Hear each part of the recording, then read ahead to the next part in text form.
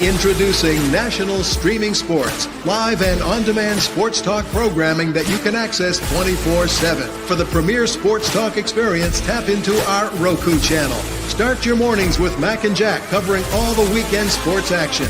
Then pour a cup and enjoy all the sports you can drink on the Coffee and Sports podcast. At midday, talk sports from east to west on the Coast to Coast podcast. Followed at night by some hot girl talk with Prim and Proper Sports featuring Sonia Pearson. Talk boxing on the Gloved Fist. Yankee fans tune in for Start Spreading the News. And there's more on the College Sports Huddle and Sports Scope with Robert Butler.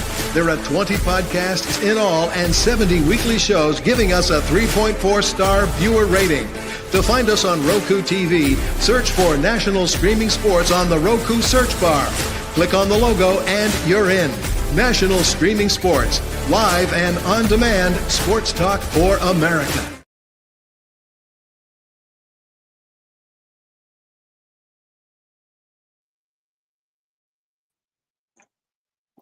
Welcome to another episode of NFL Download, where we give you scores of your favorite teams. And boy, do we have a lot of scores. I'm your co-host right now, and I'm James J. Train Martin, and filling in for Mac. We wish you well, Mac, and hope you continue to get better and get back soon. Sonia, the lady of Prim Proper Sports and of National Streaming Sports. Sonia, how you doing today? I am doing so well. My voice is a little gone, like I just lost it just as soon as I said hi. I'm doing well, James. How are you tonight? Good to see you. Thanks for having me on again. And of course, wishing Mac the best in his recovery coming off of IR. Oh man. I don't know if he's watching any games. His team didn't do so well today, but man, do we have a lot of things to talk about today. And I know you're excited, regardless of the loss. And but I think we talked earlier about whether or not the Panthers would cover the spread. And boy, did they look like they were ready to play against the champs and take down the champs. It was a all-out battle. It was like a Mike Tyson, not Jake Paul, but Mike Tyson, Evander Holyfield fight. Man, I mean, they went head-to-head, blow for blow. And I mean, what'd you think about this game? So first of all, I am super hyped up. I'm super excited. I know everybody considers it like a moral win. But with your permission, I'd like to play a small clip from this morning where I basically told the panel from our big show that Vegas had us as an 11-point spread falling to the Chiefs. And I was like, either way, I don't think it. Either we'd win outright or we would win by the point. So with your permission, I'd like to play that. Absolutely. Please, by all means. Alrighty. I'm just going to play it and just say no thanks. So here we go. Want to start a losing trend, but let's be clear. I mean, the Panthers have the home advantage. I gave you all the other reasons why we really should be able to play ball today at a minimum and be very competitive, no matter who it is that we are opposing. So when you do that, when you talk about those facts, plus everybody coming in, I mean, I don't know if I would say this is a trap game. I think this is going to be a good football game. I think it's going to come down to who plays better ball, who manages the clock better. And if you don't want Patrick Mahomes to score, you got to keep him off the field. So I think it's going to be one of those days that I hope the defense is ready for when he does come out there to hurry up and get him off the field. And I hope the offense is definitely well rested, because we're going to have to play all 4 quarters and stay out there and keep the Chiefs off the field. And I think that's what it's going to come down to. Like I said, Carolina is going to win either by the point spread or win outright, and I stand on that. Make sure you save this clip because I told you first. My next pick is somebody is clairvoyant, because they predicted that it would be definitely closer than people thought. And man, lo and behold, wow, that game came down to the wire. I mean, 27-27 at the end.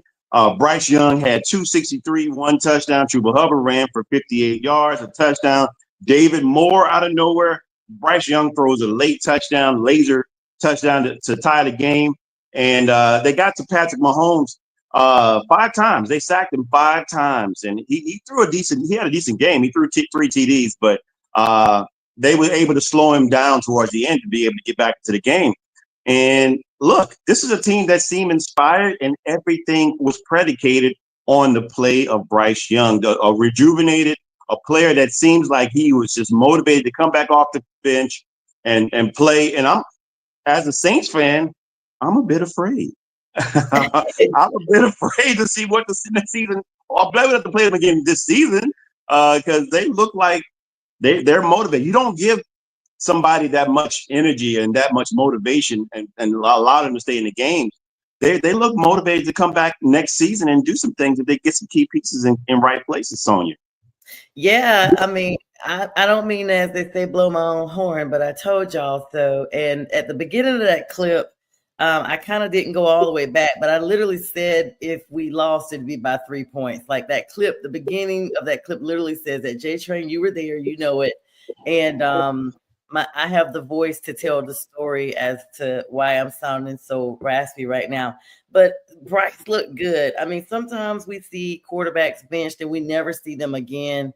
And this is an opportunity that it looks like Andy Dalton is well on the sidelines, and it just looks like even though that sabbatical was given, it just kind of helped out Bryce. He needed a break, clearly mentally and physically. Bryce did some big runs today, took a couple of big hits himself. Kudos to that defense. I said that coming off the bye, they were going to have to play lights out. They were going to have to be strong, 10 toes down in Charlotte. And they did. Sacked Patrick Mahomes 5 times, wrapped him up Thanksgiving style like a turkey, and had Kermit laid out a few times. I'm very excited to see the maturation of Bryce. This looks like Heisman Trophy Bryce. And he looked cool, calm, and collected. He wasn't afraid to drop back. He wasn't afraid to come out the pocket. He wasn't afraid of any of that. He just did not look like the same Bryce we saw even glimpses of at even the supposedly better times last year when we won 2 games. This still looks like a more mature Bryce. It looks like he has control of the team, and that's something that was very important for everybody to see, from coaches, management, what have you. I'm on here now making sure I'm sharing this so that everybody can see it, because I promised Panther fans we would talk about this, because yes, it is a moral victory, even by a field goal, to beat the reigning Super Bowl champs.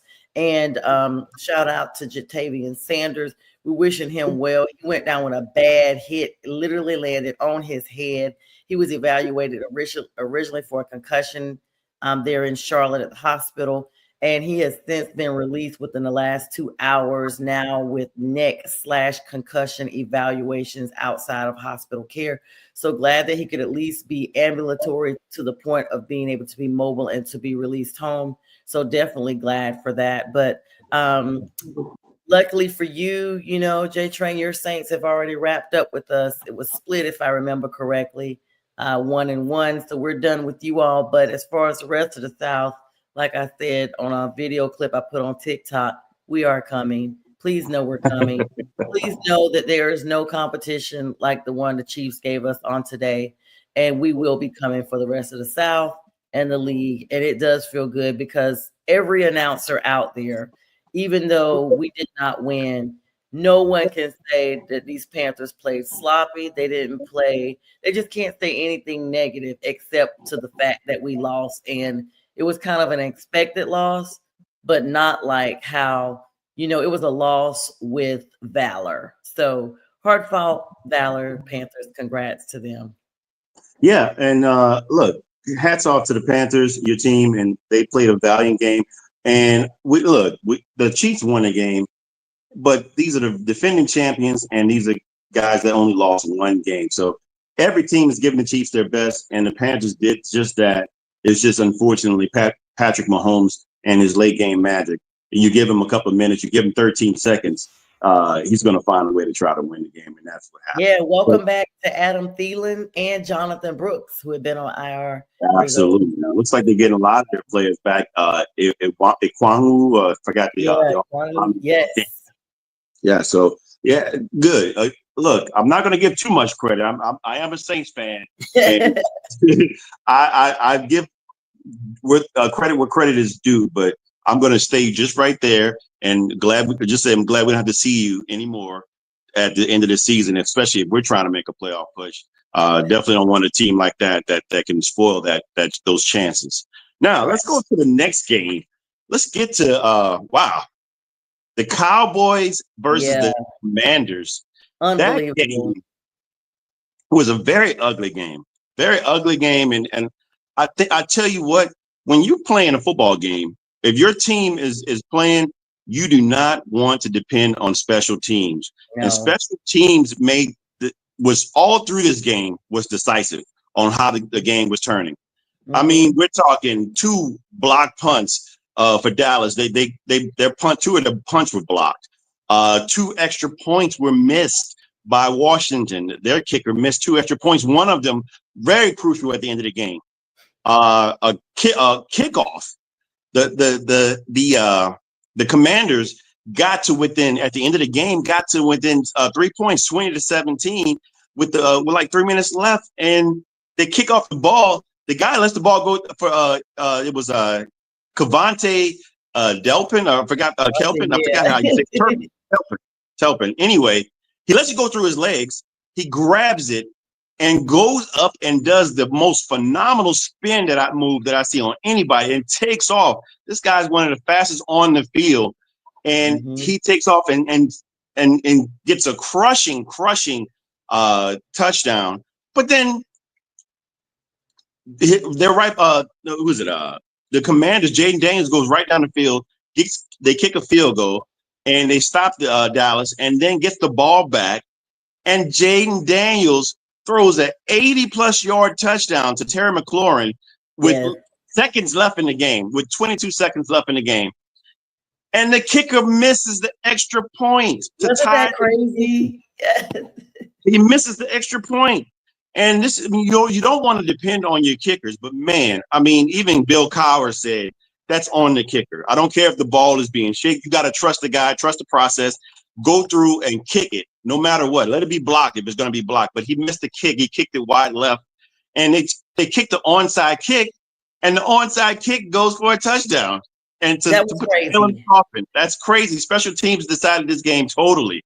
And Jaden Daniels had a relatively good game. He had 275 yards, 2 TDs. He threw two interceptions, but the last one was with the Hail Mary. He ran for 74 yards and a touchdown.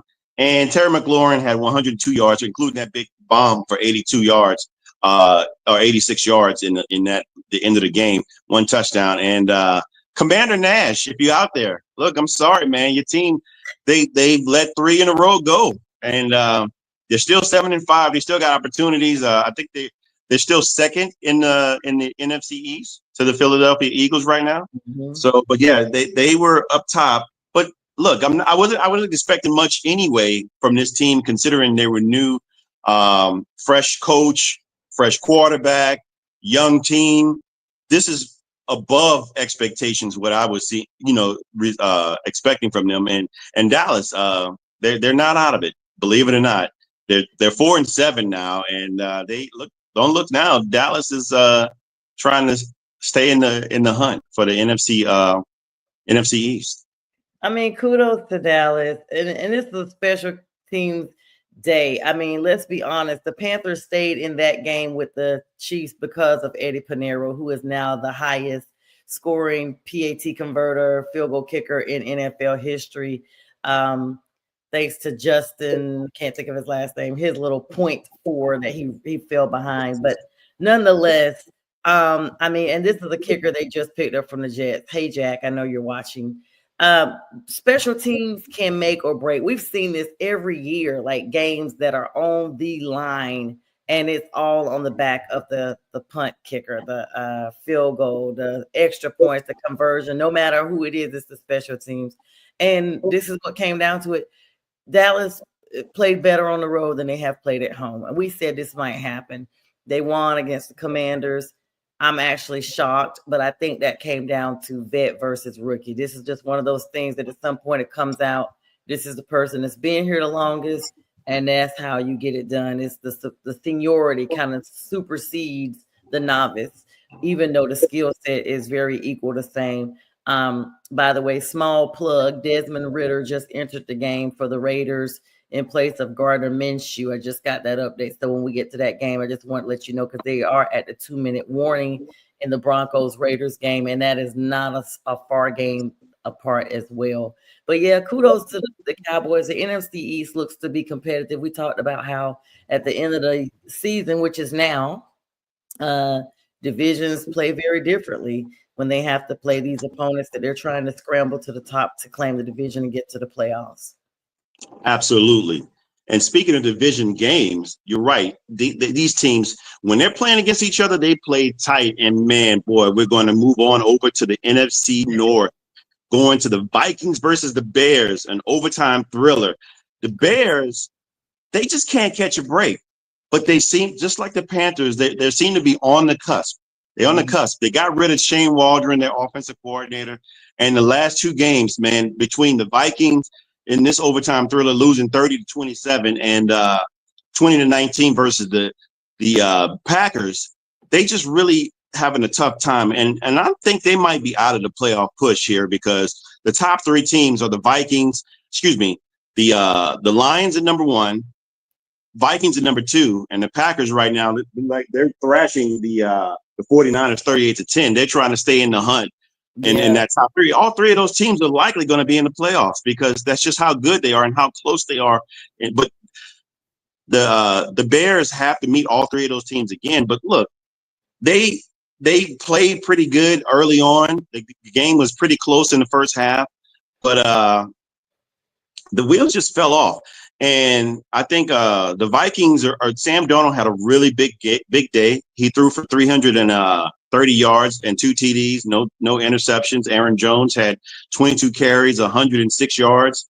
Look, who is it? DJ Moore for Caleb Williams. Caleb Williams threw for 300 plus yards, 330 yards himself with 2 TDs, and also 340 and 2 TDs, and rushed for 33 yards. And that's the problem. He was the leading rusher. They had no rushing attack whatsoever. Exactly. That's what I wanted to talk about. It was horrible. Yes, it was just god awful. But the Keenan Allen and DJ Moore both had 106 yards, 1 TD, and 86 yards and 1 TD respectively. They just couldn't. They just couldn't close the deal. They got to overtime, and let me tell you, when they got to overtime, they did that within 30 seconds. That was crazy. They scored 10 points within 30 seconds. That onside kick worked for them, and they got the ball. Caleb Williams was a magician, and I think the future's bright for him. They just need an offensive line, and they need to make sure that they have continuity with their offensive scheme. And they got something there. They really do have something here. It's just right now they're 2-7 right now in one possession games, and here we are, 30-27. They lost another one. That game should have never been that close. We talked about this, but I mean, there was an instance where Sam Darnold limped off the field. I mean, he ended up looks like being okay. I saw him on the sideline later on during the game, but it's just poor playing of the sport. It's not even necessarily that you can't make the points. It's your penalties, if your poor judgment, your mishandling of the ball, and even I hate to bring it back, but the Panthers actually ate up all but 6 minutes in one quarter. You got to be able to do stuff like that if you want to stay in the game, because you have to use every weapon accessible. You got a team that is better than you, and the whole world knows is better than you. You have to be like, the giant and the little guy, or David the Goliath. I can explain, Jack and the Beanstalk. You got to be able to know that there is something out there that can be advantageous to me to still win this game despite all odds, despite physical barriers, despite even mental barriers. There's something out here I can use to my advantage to help me stay in this game and stay in the fight. I mean, it's a survival. Football is a game of survival. It's just one where it's kind of, barbaric at times, honestly, and we pay and we love to see it. But it literally is the survival of the fittest in the game of football. Absolutely. Absolutely. And look, going up against a vaunted defense of Brian Flores, And it was probably tough to run against, but man, you got to keep trying. And like I said, Caleb Williams was running for his life, and that's how he ended up being a leading rusher. But even saying that, he only had 33 yards. You got DeAndre Swift, and he's got like maybe 32 yards. They really shut that run game down, but Caleb, again, stepped up and kept his team in the game. And so kudos to them, unfortunately, in a failing effort. But I don't see them making the playoffs this year. It's going to be it's just insurmountable odds going up against the top three teams in their division that are just right at now 10-1, 9-2, and soon to be 8-3. It's such a difference from the 4 position to the 1, 2, and 3 that they are literally about to be spun back into the projection of having another top draft for the 3rd season. Yes, but I mean, this is where you are. You're starting the process. You're starting to build. You got to keep continuity. And I just don't know if they. And a lot of people are going to say maybe they should fire their coach, Eberflus. I can't say his name, but maybe they should fire a coach every season. Right. They may need to keep him. And they look like they made some changes with their offensive coordinator, and it seems to be better. They scored 27 points in a losing effort, but again, they kept it close the last game also against 2 very, very good teams. So you got to like your efforts in these last couple of games. And so you got to keep it going. And I think they do. They're going to have a tough sledding towards the end of the season. They got to meet all 3 of these teams to get in the division. So we'll see. It's going to be 0-3. I mean, they're probably going to get swept by their entire division. I mean, Sam Darnold gave them some leeway today. Sam is starting to look like the old Sam that we talked about this morning. You get about 5 good wins out of him. Then there's the Jets Sam. So when the Jets Sam comes out, then it's like, okay. And so this is the Jets Sam has showed his face. This is the 2nd time we've seen him. And then today he's probably officially back. It's just because Chicago played so bad on their end that they were able to get this win. Like, this is ridiculous. Like, it looks like Chicago was trying to shut down Justin Jefferson, but then they allowed Jordan Addison to get his career highs 162 yards and a TD. So again, kudos to them for Vikings for making adjustments. And look, this is the NFL, any given Sunday. So hi Matt. I was about to say, did he say good morning? I need to put my glasses on. He said good evening. It's Matt from this morning, though. And thank you so much, Matt. He's always coming on saying I look nice. Thank you, Matt. You're far too kind. Thanks for supporting us. Matt, how'd your team do today? Okay, go ahead, J Train. Coverage. All right, so let's move on to the next game. We're going to go to the Titans versus the Texans. Look, shocker. This was a shocker for sure. We all predicted that I think Jack did he predict the Titans would win that game? I'm not sure. But look, I wasn't expecting. I thought Joe Mixon they would depend on him for the run. They shut him down to 22 yards. Wow, they shut them down. And on the opposite side, Tony Pollard, the guy that we don't talk about, is under the radar, used to play for Dallas. Tony Pollard had a strong game, 24 carries, 119 yards. How about the Panthers? Yeah, what's up, Finesse? I tried to tell you this morning when you said we were just as bad as the Giants that we weren't. So thank you. So thank you for that. And he said that the Giants now have the 2nd pick.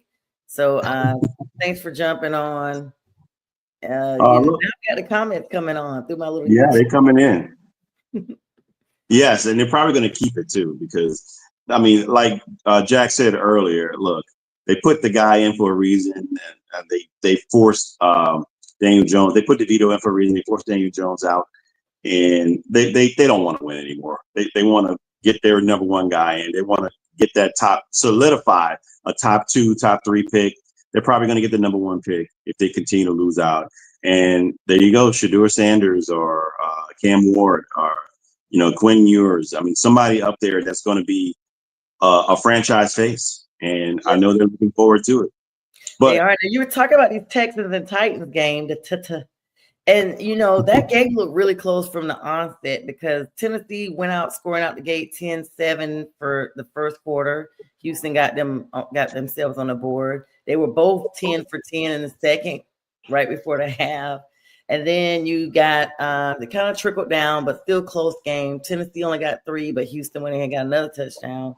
And then Tennessee got 9. They went for the 2-point conversion. They realized this is going to be a close game. Smart call by them, because that 2 points is what really propelled them to have this final score 32-27 in the end.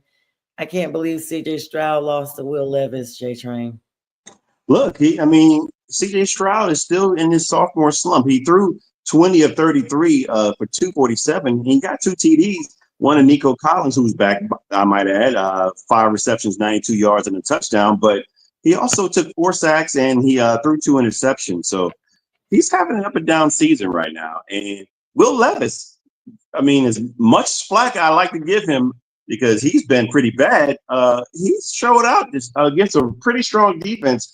And he showed out with some big plays. He threw some explosive plays. Calvin really had a big day, 93 yards. Will Levis, 278, 2 TDs, 1 interception. Calvin, he's still playing after all. We never call his name anymore. Man, Calvin Ridley. He did cry out a few games back about not getting the ball, and that was the shot at Will Levis. Whether we want to admit it or not, he didn't say his name, but he just said, "I'm not getting the ball." Let's be clear. Let's be honest. Calvin has contributed to his own fall from grace from his times in Atlanta. And then I think he went down to Jacksonville for a little bit, got into some issues with gambling. And just, be glad you're in here. Stop screaming and crying and whining and just play ball, Calvin. And be glad you're on somebody's team.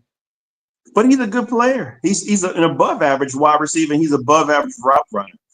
If that's your weapon, give him the ball. I agree with you that he's made some mistakes in the past and anything that, water under the bridge, that's neither here nor there.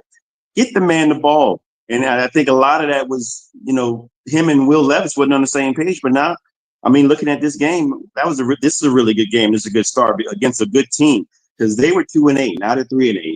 And don't look now, the Texans might be falling back as well. But I think they still lead the division, because that AFC North or South is just not. It's just really bad. It's horrible. Like, Calvin really was comparable to Julio Jones. I remember when he came in, he was literally putting up numbers like that. And it's just like you said, even though he has stuff that has gone on off field, we just have not heard. He's been super quiet. So maybe it was because Will Levis just wasn't giving him the ball. You can't make the stats if you're not getting the ball. So there's that. Absolutely. And look, moving on to the Lions versus the Colts. I think we all agreed that the Lions were just going to win this game, but man, I didn't think it was going to be like a 24-6. And this is a game that how complete of a team that the Lions are. The Lions were 9-1 going into this game, and they didn't overlook the Colts because the Colts just coming off a pretty strong victory versus the Jets. And Anthony Richardson looked a lot better than what he did when he was benched. And neither one of these quarterbacks threw a touchdown nor ran for a touchdown. So they didn't help their team. Neither did they hurt their team. But in Anthony Richardson's case, it did hurt his team because the run game was shut down. The dominant runner that Jonathan Taylor was shut down to about 35 yards.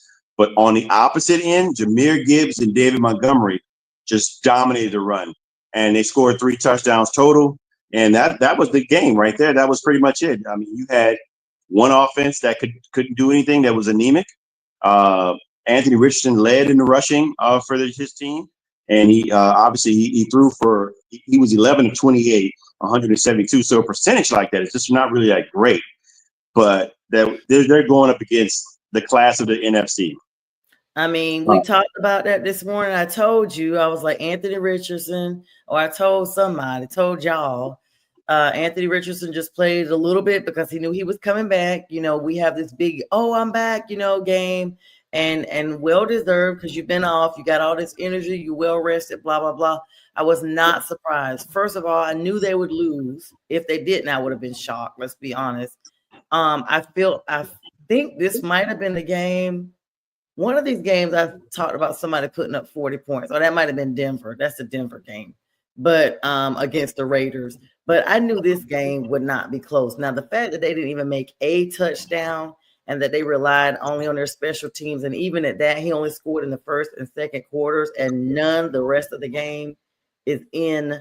And it almost felt like the Lions were kind of dangling around for a little bit, trying to give them an opportunity to kind of be in there. Like they don't want to come in here and just blow everybody out. You could just tell there's some type of reserve that Dan Campbell's like, just take them as they are, play them where they are, and then play good ball. And so they're not coming in here trying to be showy, like, hey, we're these people and we know we're going to put up this amount of points.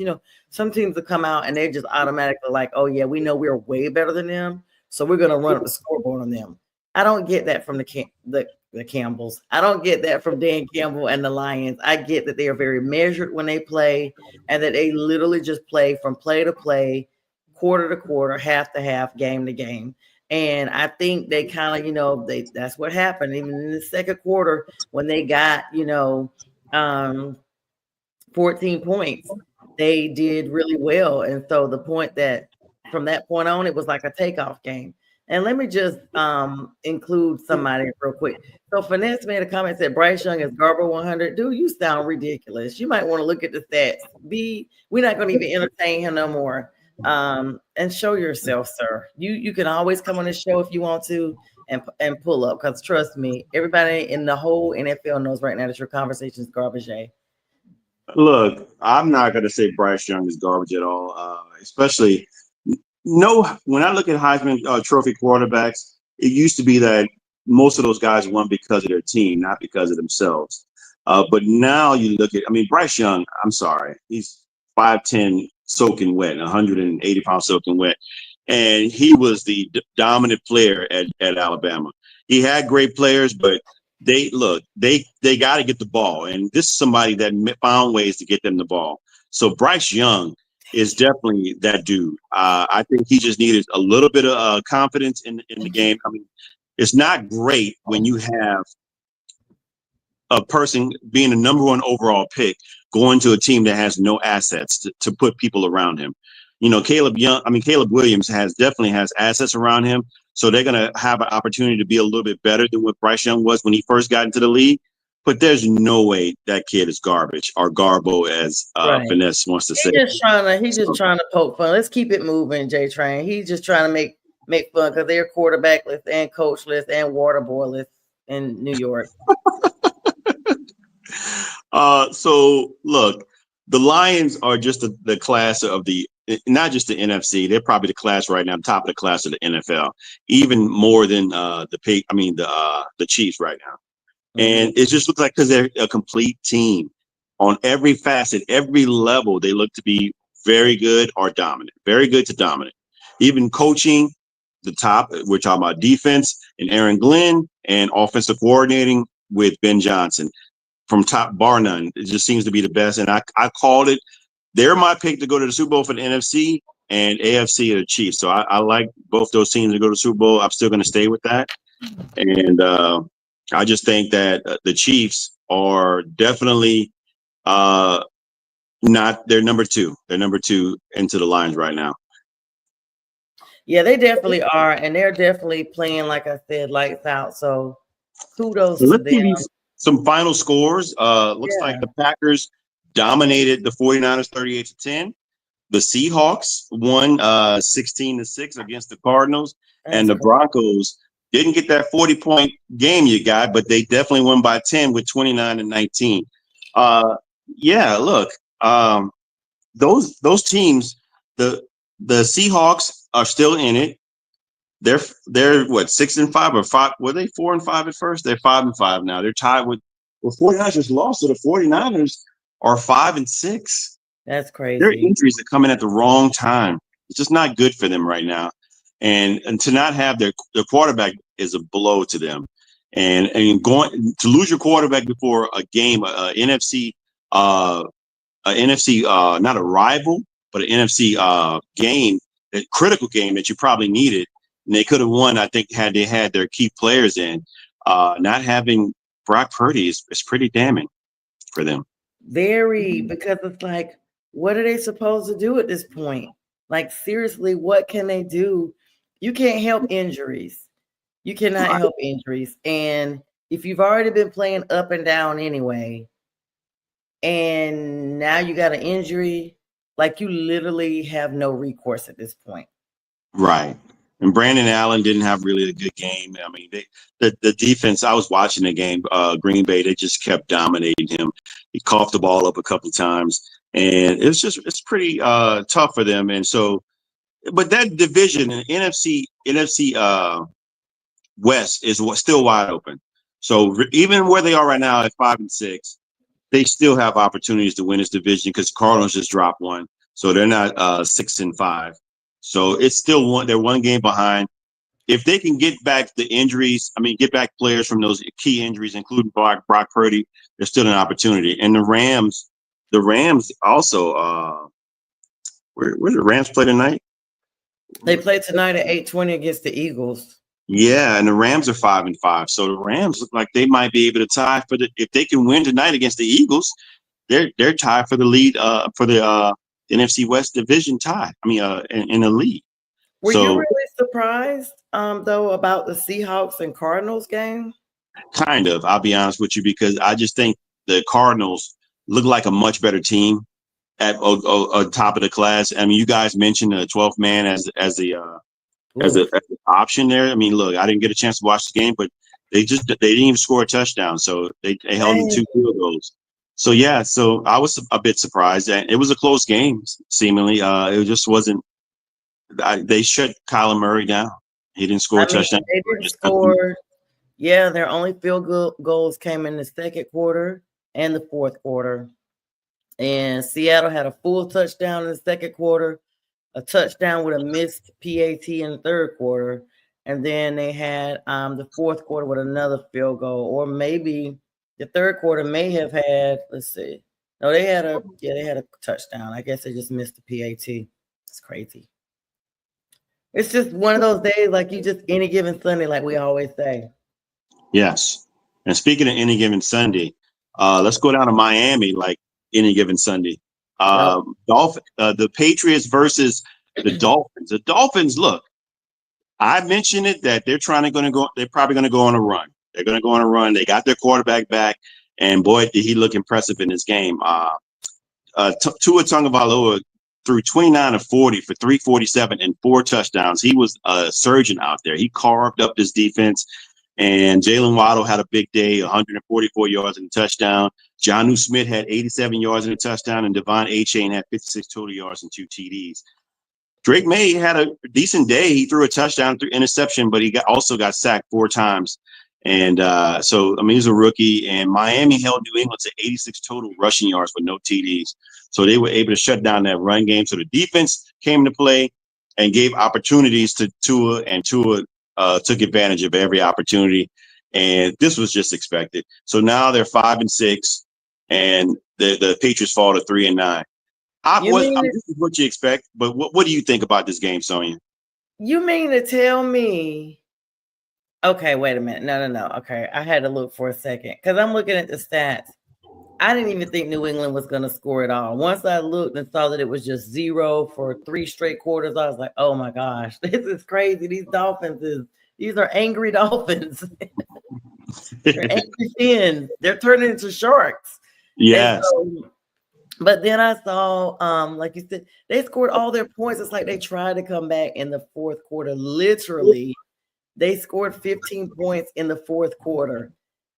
And Miami, by that time, had already done all their damage. It literally is like a shark. It's done all its damage, and then it finally calms down. Once it's bit up everybody and taken out limbs, then it swims on back out to the water and doesn't bother anybody because it's already fed. And so that's what these Dolphins did. They calmed down. It was like calm waters. Here's the correlation. The first quarter, nobody scored. Sharks are out there swimming, but you're nowhere near them. Then all of a sudden, they just pop up like Jaws. I mean, all of us 80s and 70s babies and 90s babies remember Jaws, especially 80s and 70s babies. Remember Jaws, and that was the second quarter, and they just went into an attack frenzy and tore these Patriots up. I mean, tore them up. And then they were still tearing them up in the third quarter, but not as bad. The second quarter, they had 24 points. Like, they just beat them down. in one quarter. That's where all the points came from. And they started to calm down in the third quarter. Then the fourth quarter, search and rescue were coming in and getting people separated from Jaws's mouth. And he finally calms down and goes on back out to the water. But by that point, people are already murdered and bloody and attacked. And that's exactly what happened. These fins turned into Jaws on the Patriots. And that's a long plane ride back up to Beantown tonight for them. Look, the Patriots are what I expected them to be. They got a rookie quarterback, new head coach. I'm not expecting them to come out. I wasn't expecting Washington to be what they are. I expected teams to be not good. And so, I mean, sometimes you get luck. You get the right players, right coach in the right time. You get some favorable matchups early on. And look, Washington is pretty good, for what they are right now.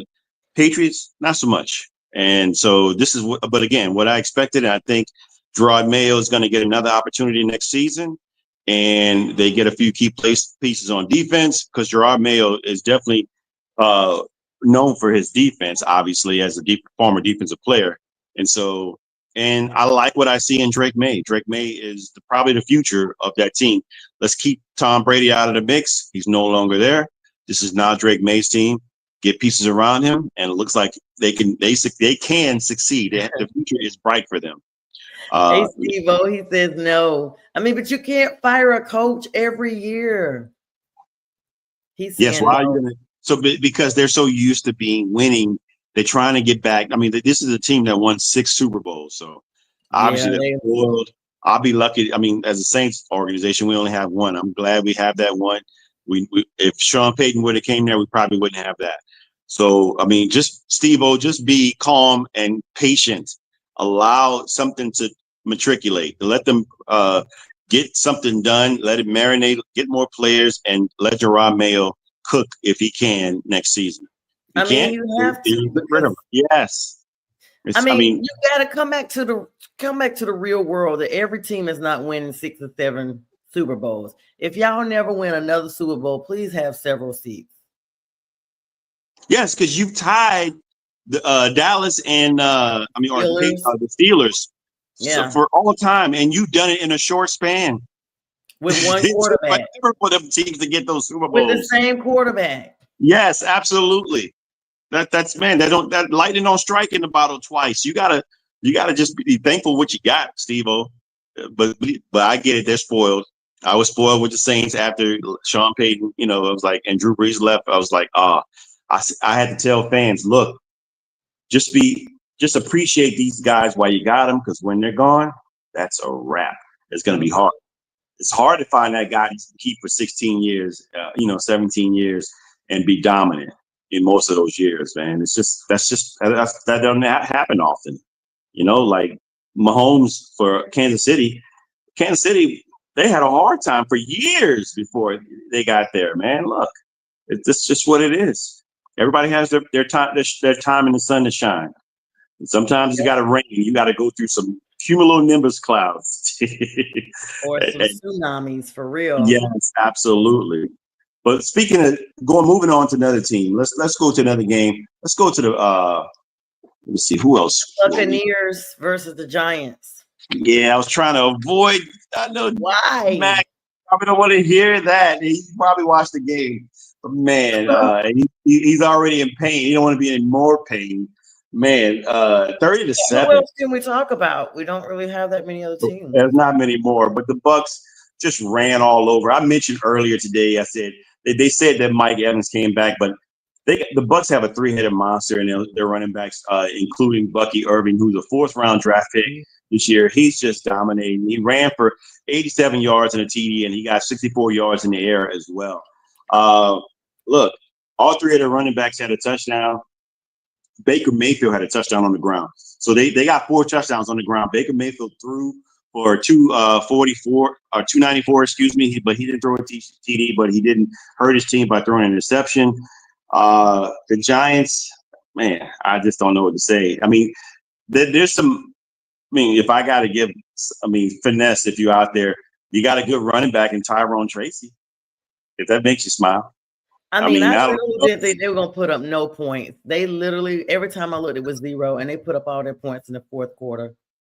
Man, I mean, only had 7. They only scored 7. Yeah. The Bucks, 30-7, man. They just rolled. So the Bucks and the Falcons are going to be the head-to-head at some point. And one of those teams, I just think the Bucks are the stronger team. And somebody said that earlier. I thought it would be the Falcons, but I just like, man, I like the Bucks where they are right now because they're finding ways to win. They don't have Godwin. They didn't have Mike Evans. They had some losses, close losses here, but they have a solid foundation. They got a really good defense, which is what you should have, especially somebody who wants to get to the playoffs and make noise in the playoffs. And they have a solid run game, and they showed it here. They just dominated on the ground. I mean, not only that, Baker Mayfield finds a way to spread the ball around. Like he's passing it to people like Sean Tucker and Bucky Irvin, people that you don't always hear because all you're so used to hearing is Chris Godwin and Mike Evans. Then he even gave one to Rashad White in the third quarter. He himself made a 10-yard run and got the touchdown, even though they missed the PAT at the end. And that was it. Like those were the scores for that game, with Devin Singletary being the only, and that was a 1-yarder at that, with Graham Gano's kick in the fourth quarter for the Giants. So when you think about, okay, a 1-yard run, it feels almost like Tampa Bay just relented at that point and just let them have it. Like, hey, it's the end of the game. We've already done as much as we're going to do to them. And so, I mean, he had 294 yards. DeVito had 189 yards, which looks decent for him, but he was 21 for 31. And Mayfield was 24 for 30. So that's 6 additional passes he had that DeVito did not have. And then the rushing yards, I mean, the carries from Irvin, he had 12 carries, 87 yards. Tracy, they're the leading rusher for the Giants, only had 42 yards out of 9 carries. I mean, he's not even getting 10 yards per carry. Mike Evans did come back with 5 receptions, had about an average of 10 yards per carry because he got 68 yards. But then Malik Neighbors, who we all been bragging about because he's looked good for the Giants, he had 6 receptions, 64 yards. So he's averaging about 10 yards per carry, but they just couldn't pull it out, J-Train. Look, and to add insult to injury, Baker Mayfield on his running touchdown, he does the Tommy DeVito touchdown score, saying, "Show me my money." Yes, yes. What money, sir? What money? Look, back at the pizza shop is where it's at. Right, you were passing out Italian BMTs on the sidelines. No, sir. Oh my goodness, yeah. So I'm not gonna knock any team right now because my Saints are. I mean, they're on a 2-game win streak, but man, they're still in the cellar. Look, I think the Giants are really they saw where they are, saw who they were, and it's time to make decisions. Right now, they're about to rebuild. They let Daniel Jones go. That's the start of it.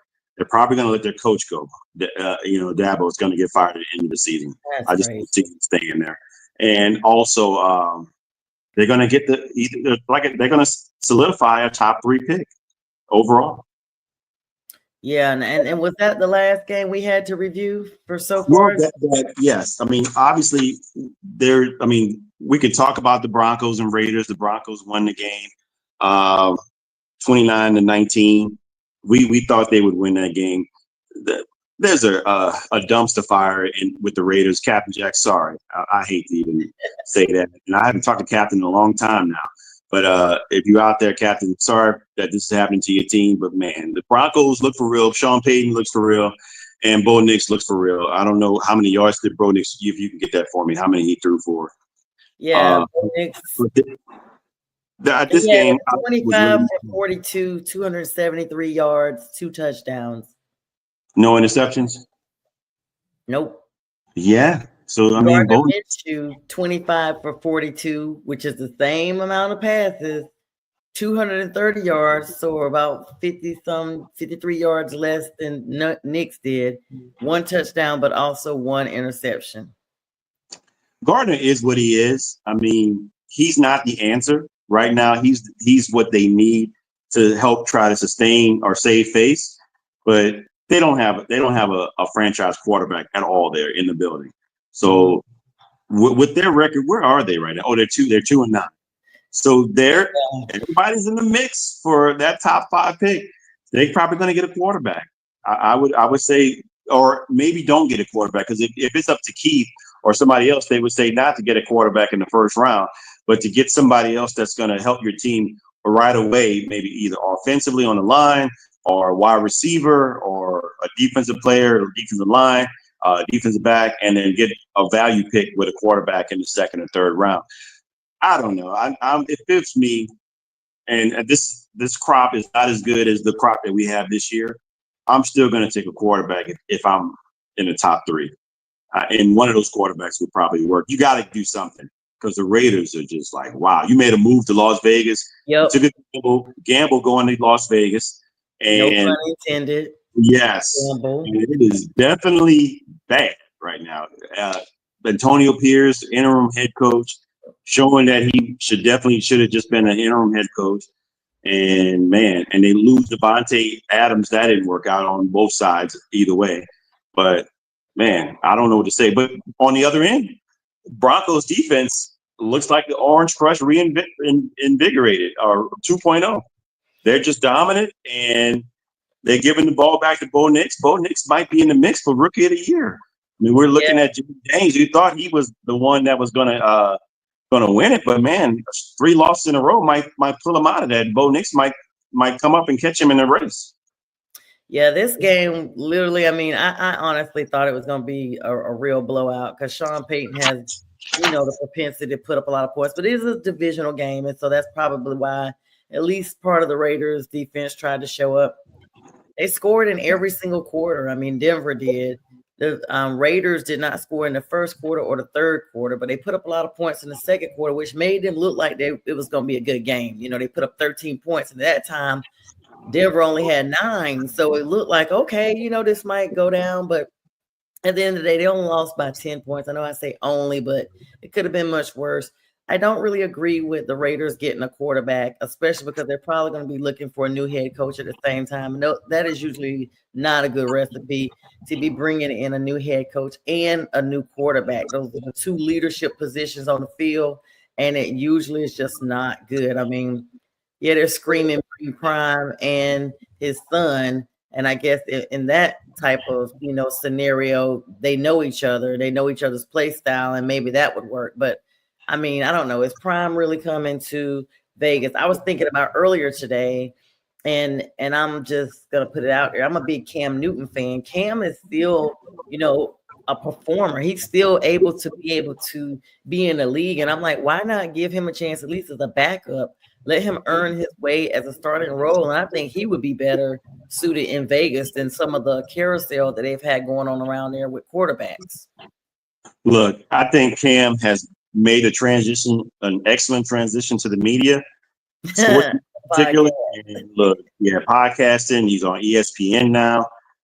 I don't think he wants to beat that body up anymore. I think mentally he's probably out of it. He may say that he wants, or he's better than the player. He'll say he's better than some 32 of these other guys, and he could probably still play. But in his last ditch efforts that he played when he came back to Carolina, when he was with New England, he had some struggling years. Don't get me wrong, the teams probably weren't all that great, but he didn't look like the Cam 2015 Cam. You know what I mean?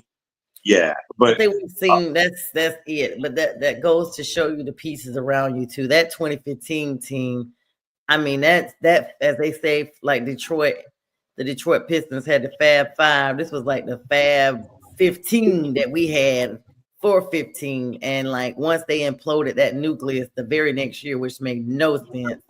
I guess because people start wanting their money or what have you. That's when things just kind of just went awry and it was never the same. But who knows? Somebody might pull him in. They pulled Joe Flacco in.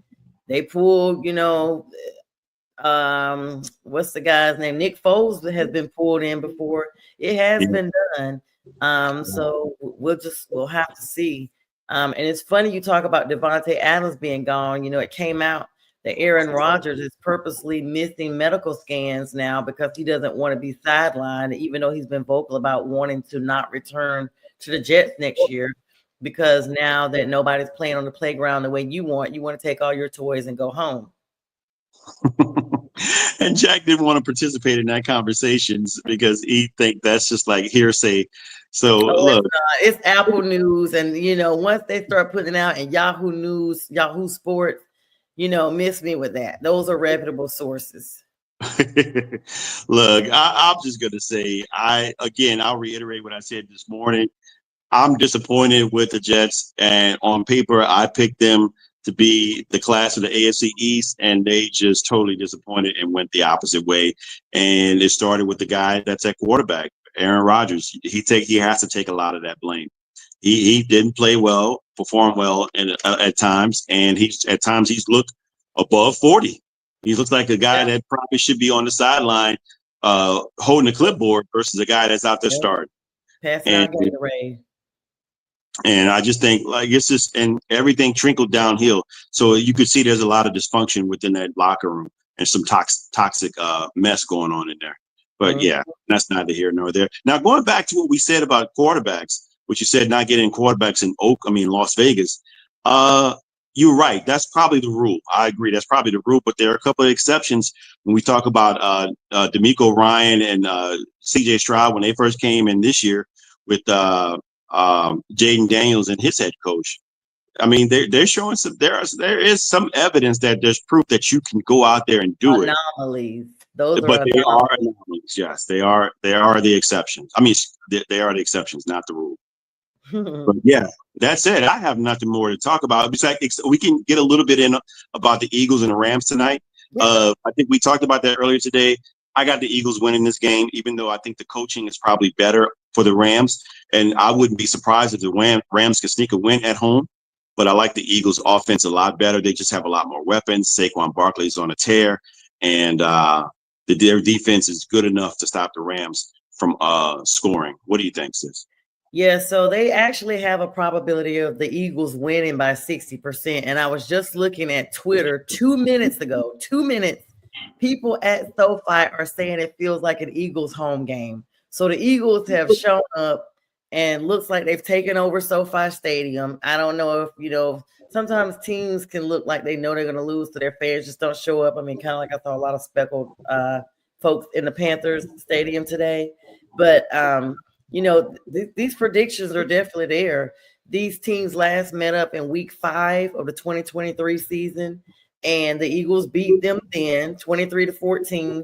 I don't think you see much of a difference in the score tonight because the teams are pretty much the same, except you got Fletcher Cox that retired. Of course, Jason Kelce retired, but then they picked up a big weapon in Saquon Barkley, who has been playing like dynamic, almost renewed by going to this new team, this NFC East nemesis, for lack of a better word. But he's even come out and said, hey, he feels appreciated. He feels loved by the city of brotherly love. And all of that stuff, makes him perform even better. So I definitely have them playing. The Eagles are a -155 money line favorite. So basically, you risk $155 to win $100, while the Rams are +131 underdog. I don't know if this game is going to be, super big as far as the score going up, but I mean, some people are picking 34-28 as the final score, 6 or 7 points, something like that. But the Rams are going to try to represent. They are at home, but I just think at the very end, the Eagles are going to continue to soar. No pun intended. Fly, Eagles, fly. Fly, Eagles, fly. We've seen a Redskin already doing it, and that's just how they get down. But they're kicking off at 8:20 here shortly, so we'll definitely be able to catch that game live. It's been great, right? Absolutely. And with that said, that's the end of the show. Always catch us on Roku, YouTube, and Facebook on National Streaming Sports. And Monday morning, you catch Mac and Jack show with. Is Mac coming back? I don't know how they're doing that, but it's going to be a show nonetheless. Absolutely. But this show will re-air tonight at 11 p.m. So make sure if you caught us late in the show that you come back on and catch all the love. Thanks to everybody for the comments and all that good stuff. J-Train, we wish you a good night. We'll see you soon. Happy Thanksgiving, guys. Good night. Happy Thanksgiving. Good night. Introducing National Streaming Sports, live and on-demand sports talk programming that you can access 24/7. For the premier sports talk experience, tap into our Roku channel. Start your mornings with Mac and Jack covering all the weekend sports action. Then pour a cup and enjoy all the sports you can drink on the Coffee and Sports podcast. At midday, talk sports from east to west on the Coast to Coast podcast. Followed at night by some hot girl talk with Prim and Proper Sports featuring Sonia Pearson. Talk boxing on the Gloved Fist. Yankee fans tune in for Start Spreading the News. And there's more on the College Sports Huddle and Sports Scope with Robert Butler. There are 20 podcasts in all and 70 weekly shows giving us a 3.4-star viewer rating. To find us on Roku TV, search for National Streaming Sports on the Roku search bar. Click on the logo and you're in. National Streaming Sports, live and on-demand sports talk for America.